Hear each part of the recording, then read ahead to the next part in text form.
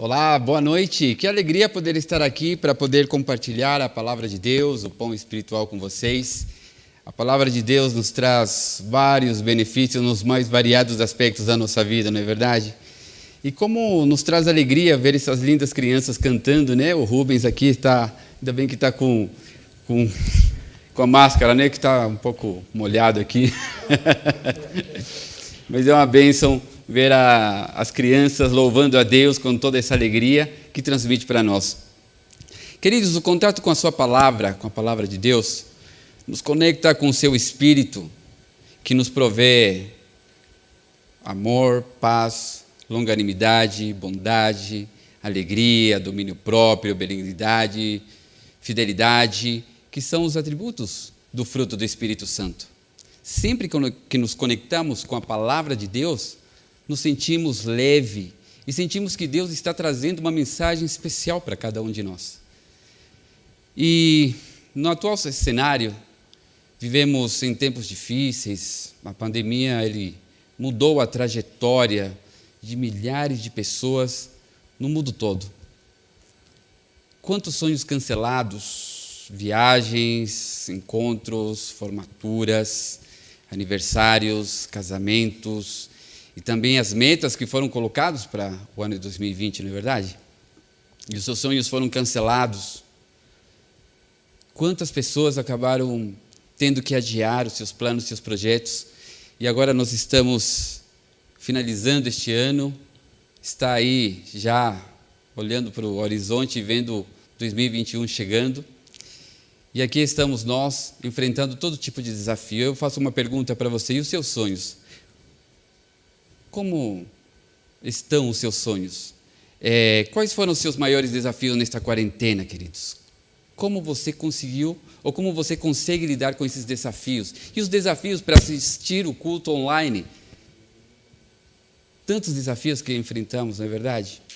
Como você está enfrentando os seus desafios? E eu quero falar um pouco sobre essa questão dos sonhos cancelados, das metas que foram adiadas. E eu quero convidar neste momento, para que a gente consiga dar início ao tema desta noite. O tema é Malco, um sonho quase perdido. Eu quero falar sobre a trajetória deste homem. Eu não sei se você se lembra quem era Malco, se você já ouviu a história de Malco. Eu quero trazer à tona para a gente tirar algumas lições tão importantes e que pode ser de grande relevância para cada um de nós. Eu tenho certeza que você vai aprender um pouco mais sobre este assunto que é tão especial. Vamos abrir o livro de João, capítulo 18, versículo 10, que é o verso base, vai passar no PowerPoint, ok? A gente vai colocar aqui no monitor para a gente se guiar. Isso, muito bem. Aqui está o título nosso, João, capítulo 18, versículo 10. Diz assim: Então Simão Pedro puxou da espada que trazia e feriu o servo do sumo sacerdote, cortando-lhe a orelha direita. E o nome do servo era Malco. A gente já começa com spoiler. Todo mundo já conhece essa história. Foi no momento em que Jesus estava no Getsêmani, naquele jardim, numa noite escura, fria. E ali estava Jesus orando, intercedendo com seus discípulos. E no meio daquela escuridão, apareceu um grupo de homens com tochas, com espadas, cordas, liderado pelo traidor, Judas.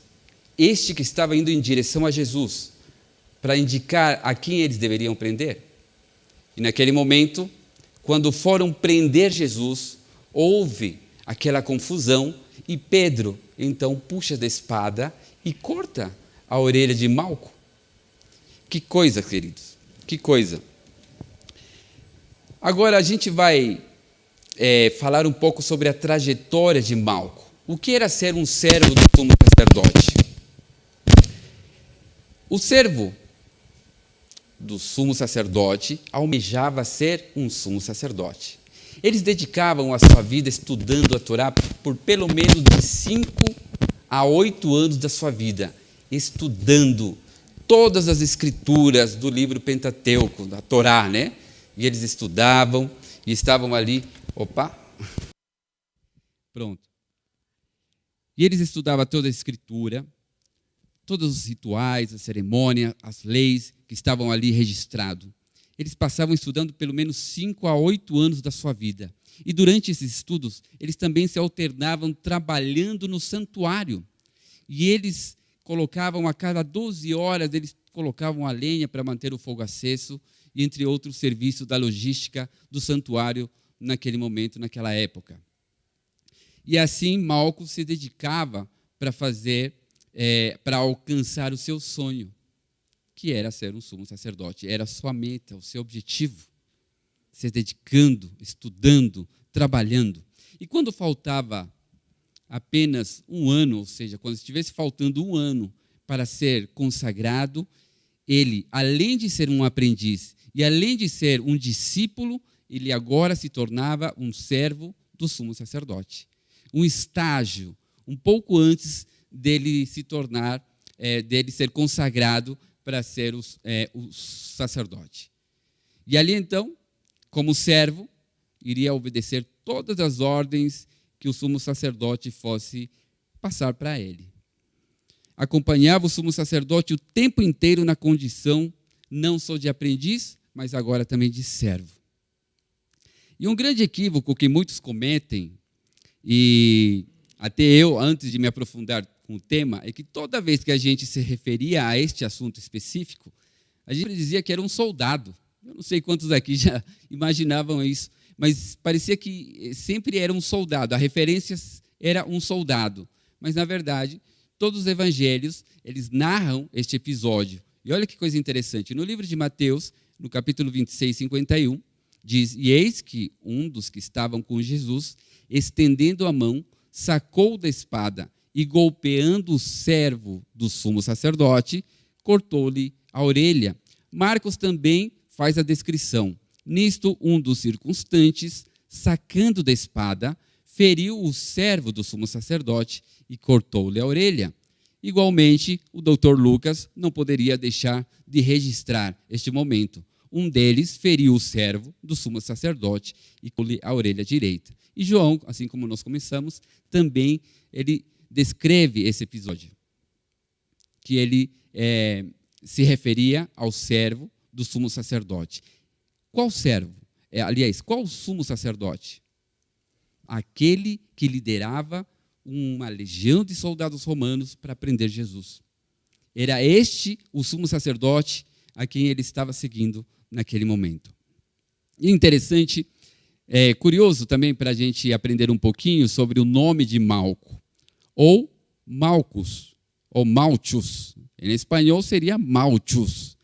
É a forma helênica do hebraico Meleque, que significa rei. Já carregava no seu nome um propósito. Afinal de contas, ele estava se preparando para ser um sacerdote, um líder religioso, e naquela época, aquilo representaria o próprio Jesus, o próprio Rei dos Reis. Interessante, né? Olha só que coisa interessante. Na Bíblia, ele é identificado por João como aquele servo do sumo sacerdote Caifás, que lidera a legião de soldados romanos para prender Jesus. Exatamente. E o sumo sacerdote tinha, em geral, 4 grupos de servos. E esses 4 grupos, eles trabalhavam no santuário, servindo o sumo sacerdote. E a gente vai conhecer um pouco desses grupos. Primeiro grupo, os chefes do sacerdote, o comandante do templo, aquele que era responsável pelo culto, aquele que era responsável também pelo policiamento no santuário e que substituía o sumo sacerdote quando houvesse necessidade. O segundo grupo era o chefe dos 24 sessões semanais. E o terceiro, os 7 vigilantes do templo. E também os 3 tesoureiros. Esses 4 grupos serviam, trabalhavam, administravam o santuário. E o servo do sumo sacerdote também, o servo do sumo sacerdote poderia também substituir, se houvesse a necessidade, o sumo sacerdote. Mas para ele substituir, para ele trabalhar como um líder do servo, ou ser o sumo sacerdote, ele deveria passar por uma prova, pelo sinédrio lei. Ele deveria preencher todos os requisitos. Acontece que um dos requisitos era o da perfeição do corpo. Não deveria ter nenhuma deformidade. Ele saberia todas as leis. Para Malco isso não seria um problema. Ele estava apenas preocupado em estudar e já estava se preparando para ser consagrado, para ser um sumo sacerdote. Estava faltando pouco naquele momento. Ele já tinha feito todas as pesquisas, já teria feito o TCC dele e agora estava vivendo apenas o estágio e mais um pouquinho e ele já seria consagrado como um sacerdote. Mas ele estava feliz. Mas veja que coisa interessante. Em Levítico capítulo 21, versículo 17, o livro que traz a descrição das leis, veja que diz aí: fala a Arão, dizendo: ninguém da tua descendência, nas suas gerações em que houver algum defeito, se chegará a oferecer o pão do seu Deus. Levítico capítulo 21, versículo 21. Nenhum homem da descendência de Arão, o sacerdote, em que houver alguma deformidade, se chegará para oferecer as ofertas queimadas do Senhor. Defeito nele há, não se chegará para oferecer o pão do seu Deus. Não podia ter nada deformado em seu corpo, ou algum defeito físico. Nada disso. E Malco estava se preparando e preparou-se a sua vida inteira para ser um dia um sumo sacerdote. E quem era o sumo sacerdote da época? Veja que coisa interessante. Na época de Jesus, ou seja, no Novo Testamento, a escolha do sumo sacerdote era diferente do que está registrado no Velho Testamento. Nós vemos que no Velho Testamento, quem escolhia era o próprio Deus. Era Deus que indicava quem seria o seu representante. Já na época de Jesus, ou no Novo Testamento, quem escolhia, pasmem vocês, mas era o próprio rei Herodes. Ele mesmo fazia a escolha, a indicação de quem seria o sumo sacerdote, porque ali, quando houvesse a necessidade de tocar nos assuntos romanos, eles deveriam dar prioridade para isso. Ou seja, já havia aí um interesse político nessa relação. O líder religioso, ou seja, o sumo sacerdote, deveria estar muito bem conectado com o rei de Judá, que na época era o rei Herodes. Então já tinha aí um planejamento. E quem era este sumo sacerdote? O próprio Caifás. Este homem que foi o principal protagonista na perseguição para matar Jesus, para prender Jesus e matar. Este homem era que estava liderando e Malco estava seguindo as ordens. Queridos, qual a direção em que Malco estava? Ainda que estivesse, queridos, a serviço da maldade do sacerdócio, ainda que a sua motivação naquele momento fosse a pior possível, ainda que seu coração tivesse se corrompido, levando a aceitar esta baixa condição, queridos, essa baixa condição de executar missões reprováveis em nome do sumo sacerdote, Malco, todavia, acreditava estar a serviço da obra de Deus. Ele havia dedicado toda a sua vida em função deste sonho, o de ser um sacerdote. Quantas pessoas neste mundo dedicam a sua vida, entregam o seu coração no grupo errado, com as causas erradas, no lugar errado? Malco era este homem. Ele estava com o grupo errado, seguindo a causa errada, com as pessoas erradas. Mas dentro do seu coração, ele acreditava estar fazendo a vontade de Deus. Ele estava focado no objetivo de ser o sumo sacerdote, de ser um sacerdote. Ele queria ser um líder religioso, queria representar Jesus nessa terra. Ele queria assumir esta responsabilidade e estava se dedicando para isso. E às vezes, provavelmente, não conseguia nem enxergar. Ou talvez, de repente, dentro de si, mas isso é uma ordem meio estranha, né? De um líder que representa a Deus. Mas vou seguir. Quantas pessoas são enganadas dia a dia? Pessoas que são sinceras, pessoas que estão se entregando de verdade, mas estão sendo direcionadas para o caminho errado. A responsabilidade do povo de Deus é mostrar o caminho verdadeiro para as pessoas. Afinal de contas, nós estamos representando Deus. Queridos, quando a orelha de Malco foi cortada, queridos, Pedro puxa a espada e corta a orelha de Malco. Malco perde uma das partes mais importantes nos requisitos para realizar o seu sonho, a orelha. Eu sei que qualquer parte do corpo é importante, um dedinho que seja, mas para Malco, a orelha tinha uma outra conotação. Não era simplesmente o perder uma orelha, queridos. E é interessante porque a Bíblia faz questão de mencionar o lado que foi cortado. João faz a indicação, foi cortada a orelha direita. E Lucas também faz a referência, foi cortado a orelha direita. Nas leis cerimoniais estava expresso que todas as vezes que o sumo sacerdote fosse realizar os rituais no santuário, antes de se apresentar perante o altar do Senhor, ele precisava ser ungido. Ele tinha que ser ungido. Então, era utilizado 3 partes do corpo. Primeiramente, o dedo do polegar direito, indicando a positividade do sacerdote em cumprir toda a lei. Também o dedo do polegar do pé direito, indicando que os pés deste sacerdote andariam apenas no caminho do Senhor. E a ponta da orelha direita, indicando que o sacerdote ouviria apenas a voz de Deus.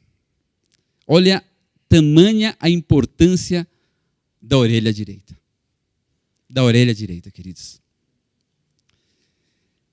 E isso está escrito em Levítico, capítulo 14, versículo 14, que diz assim: e o sacerdote tomará do sangue da expiação da culpa e o porá sobre a ponta da orelha direita daquele que tem de purificar-se, e sobre o dedo do polegar da sua mão direita e no dedo polegar do seu pé direito. A importância da orelha direita também está no livro de Êxodo, no capítulo 29 e versículo 20, que diz assim: e imolarás o carneiro, e tomarás do seu sangue, e o porás sobre a ponta da orelha direita de Arão, e sobre a ponta da orelha direita dos seus filhos, como também sobre o dedo polegar da sua mão direita, e sobre o dedo polegar do seu pé direito, e espargirás o sangue sobre o altar ao redor. Percebe? Quando a orelha cai, Malco vê naquele momento todos os seus sonhos caídos ao chão. Seus sonhos cancelados. Sem a orelha direita, seria impossível exercer o sacerdócio.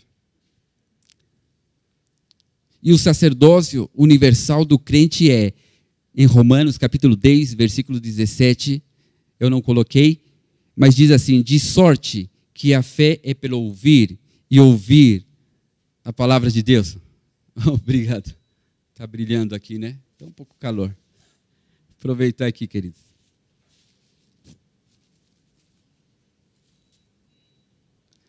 De sorte que a fé é pelo ouvir, e ouvir pela palavra de Deus. Um outro ponto. Quem cortou a orelha de Malco? Pedro. Pedro andava com Jesus, mas ainda não estava convertido. Ainda não estava definido. Perceba que no livro de Lucas, capítulo 22, versículo 32, veja aqui o que Jesus diz para Pedro. Eu, porém, roguei por ti, para que tua fé não desfaleça. Tu, pois, quando te converteres, fortalece aos teus irmãos, quando te converteres. Nós vemos aqui, Pedro estava andando com Jesus, provavelmente já tinha se passado aí os 3 anos, ao lado de Jesus, vendo os seus ensinamentos, assistindo às suas pregações, os seus sermões. Quantas vezes conversou com ele? Quantas vezes conversaram? Mas não havia uma conversão. Ainda não estava definido. E o seu comportamento demonstra isso. Nós vemos aqui que não há um encontro com Jesus sem transformação, sem uma nova forma de vida. Não podemos apenas estar andando com Jesus e não passarmos por uma transformação. Temos a necessidade, aliás, sentimos a necessidade de mudar. Sentimos a necessidade de seguir o caminho que Jesus está seguindo.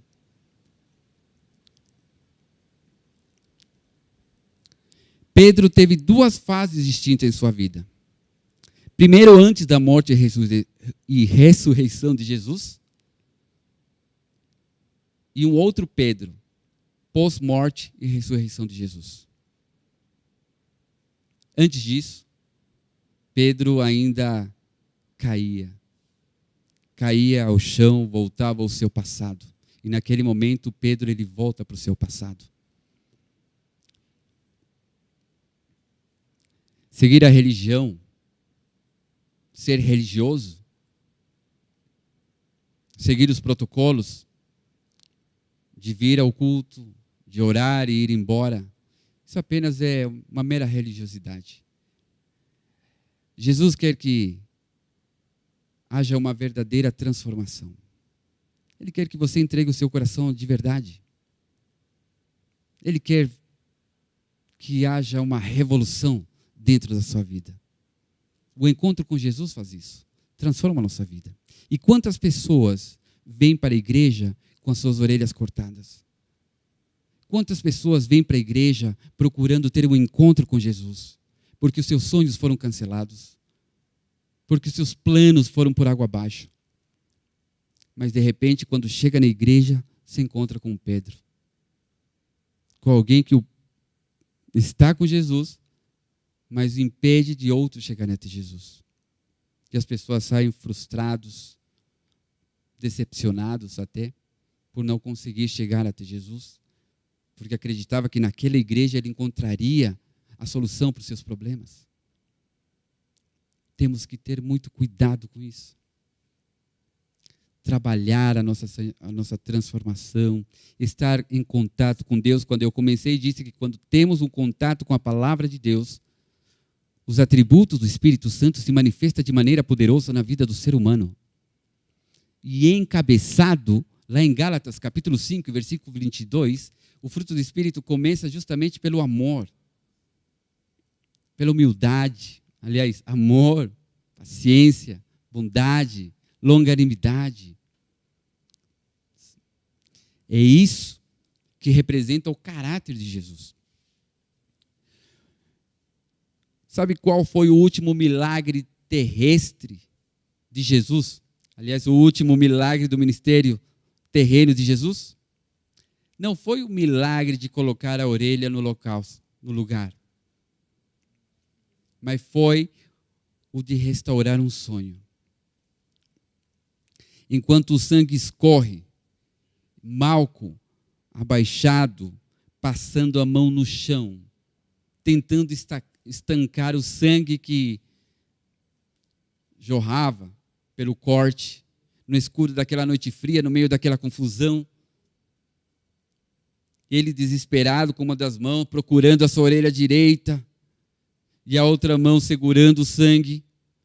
Mas o que mais doía era que o seu sonho havia acabado. E ele deve ter pensado, puxa vida, e agora tudo que eu fiz, eu me preparei e acabou. Cerca aí de uns 3, 4 minutos de desespero. Até que naquele momento, há um encontro. Jesus, o próprio Jesus, ele abaixa, pega a orelha e coloca no lugar. Olha que coisa maravilhosa. Eu quero falar uma coisa para você.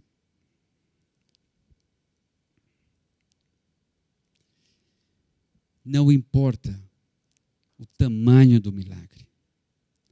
O que importa é o impacto que este milagre vai causar na sua vida.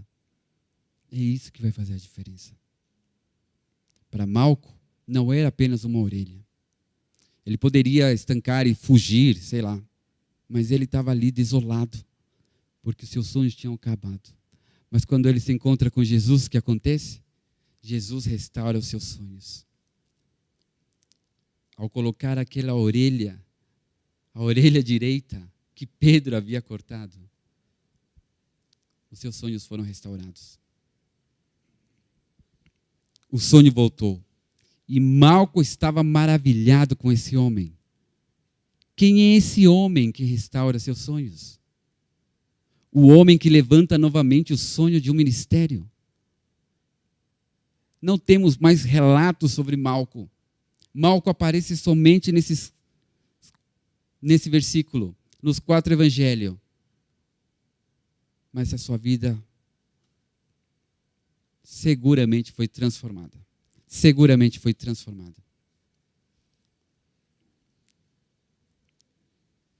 Deve ter acompanhado todo o processo doloroso de Jesus. E quem sabe para frente se tornou um grande sacerdote, porque ele teve um encontro com aquele a quem ele representaria, o próprio Jesus, Rei dos Reis. O nosso sumo sacerdote. Hoje, Jesus está no céu, no santuário celestial, como sumo sacerdote, intercedendo por cada um de nós. Malco estaria fazendo este papel aqui na terra. O sonho voltou. Jesus é o restaurador de sonhos. Não esqueça disso.